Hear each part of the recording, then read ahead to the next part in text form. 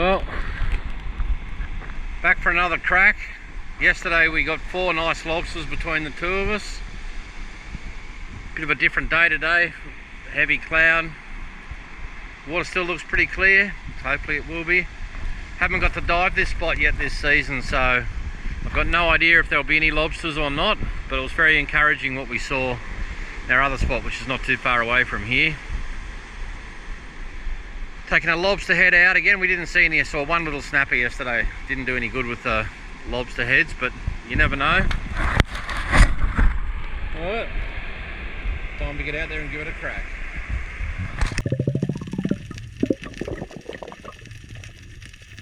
Well, the lobsters have been a bit thin on the ground. I found this cave, a beautiful big eastern rock lobster that was going to be legal, but it was in an absolute nightmare position. You can see this tunnel at the back of him, and it's just miles and miles back.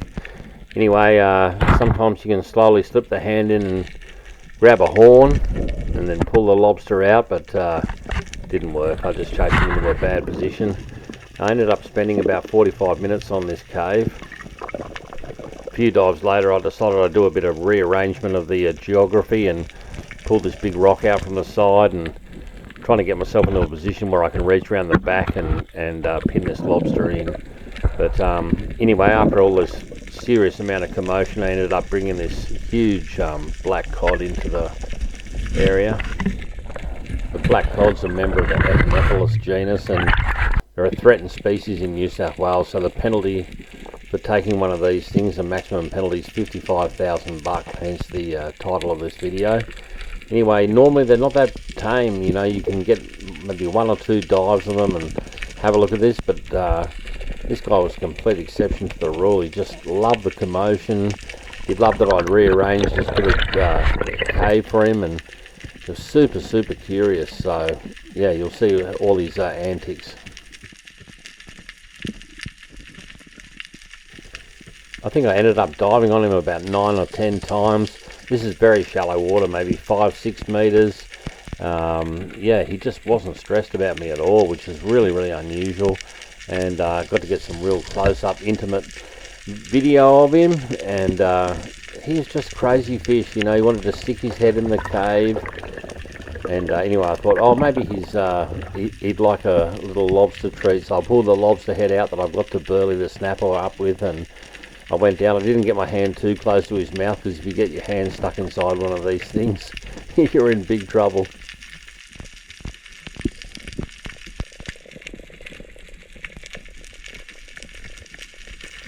Anyway, he clearly wasn't hungry, because even though I waved the lobster head in front of him a few times, he totally ignored it. But he was fascinated with what was going on. He saw my edge gun sticking out of the cave, and it seemed to really draw him in, and especially the edge sticker on the gun. It was just like fixated on it.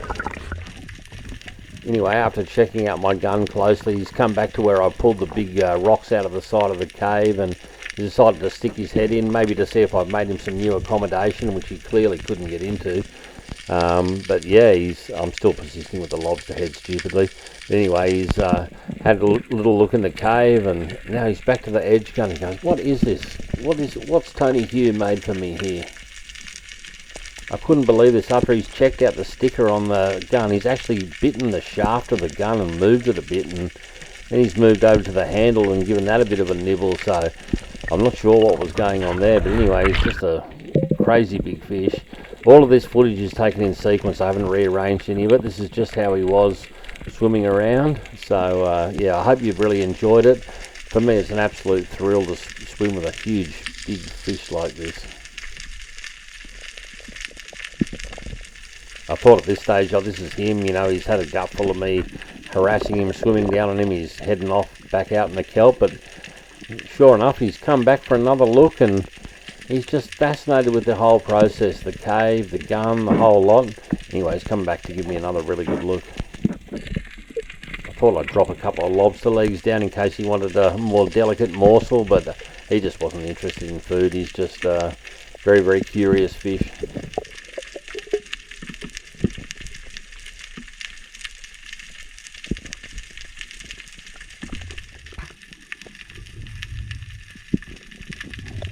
Anyway, this is my final dive down with him. I must have spent probably 12 to 15 minutes with this fish all up, looking at him from the surface and diving down, and here he is going back into that crack and just sitting there just looking at me. He's got his big eyes that look up and he's running his eyes over me. He's clearly just checking me out, but I don't know what he's thinking. But just a magnificent, huge predatory fish.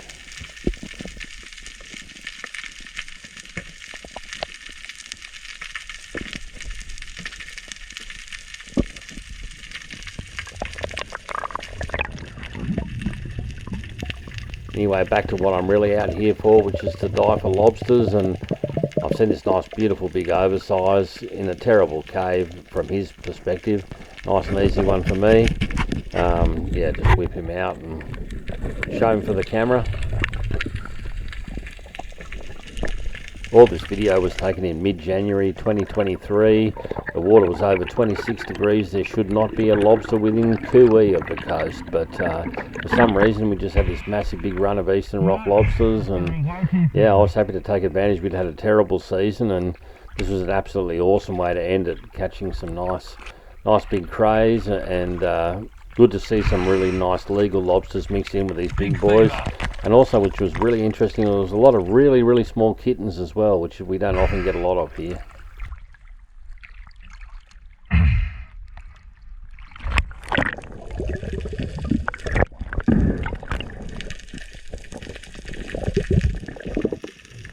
Here's another big crack I had to do some rearrangement of rocks to be able to get access to.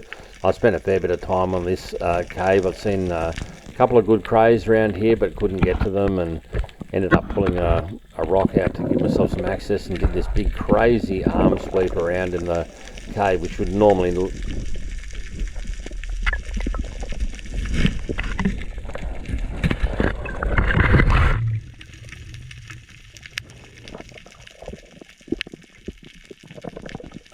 give you nothing at all, but somehow I managed to make contact with this cray and grabbed him and pulled him out, which was fantastic.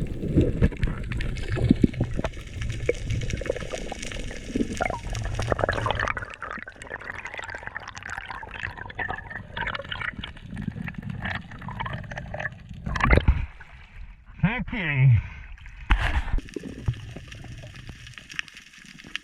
Another thing which was really strange for this time of the year was finding these big slipper lobsters around the place. So yeah, it was weird. Here's guys just sitting out in the open, and managed to get a hold of him. You can see another legal eastern rock lobster, which I ended up duffing. But yeah, anyway, I'll take these slippers any day.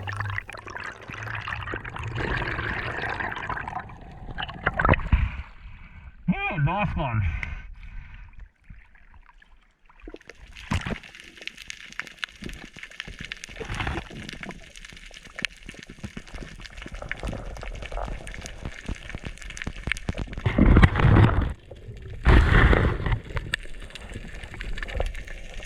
Spent about 3 hours in the water by this time, and I was working my way back in and doing the last of the close-in reefs. I'm thinking, oh, I'm only going to get one cray here, but anyway, I found this crack, had a few kittens hanging out the front of it. I thought, oh well, you could always be a decent legal sitting in behind it, and sure enough, stuck my hand in on a Hail Mary and luck was on my side.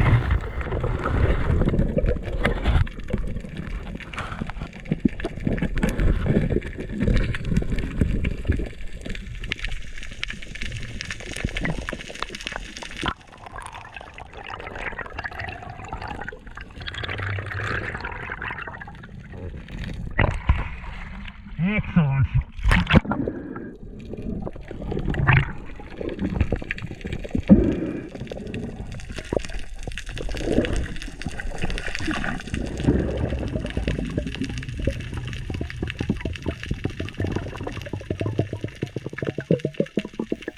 Like all things diving, perseverance will often pay off, and anyway, I thought, oh, I've got nothing to lose, whack my hand back in this crack again and see if there's any more in there, and well, I couldn't believe it, there was another good legal inside it.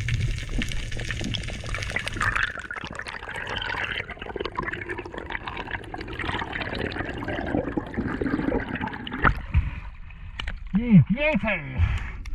Finally got me bag limit.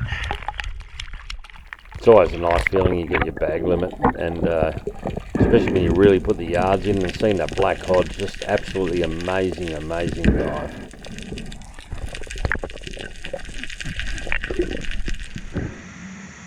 Got my bag limit of Easterns. Beautiful big slipper lobster. Absolute donkey. No eggs this time of the year. Very nice.